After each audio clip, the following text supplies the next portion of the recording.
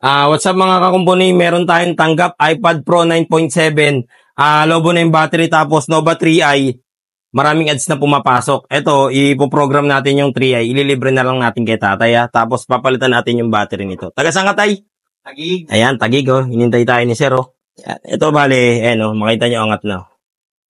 Ayan. Papalitan natin to ng battery. Pre, may alam ka bang pagawa ng cellphone?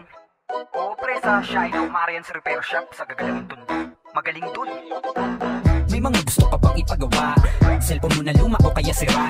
Halika na't dalhin mo na agad sa amin. Tsak mabubuo yan at yung magagamit. Nabagsak mo ba o kaya na ibalibag? Hindi bumubukas o ang Ayan, lobo na.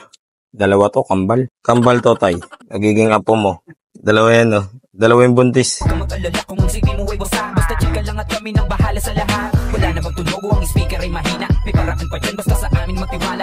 Ayaw din mag-charge, battery ba ay sira na pwede na. Natin kung mag-charge, no?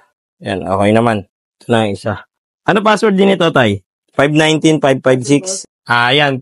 Pinaformat na natin para mawala yung virus. Mas maganda kasi kung po-format natin para at least yung lahat-lahat mabura. Minsan kasi bumabalik Ayun, mga kakumpuni, natapos na natin yung unit ni tatay. Ito na, ibibigay na natin.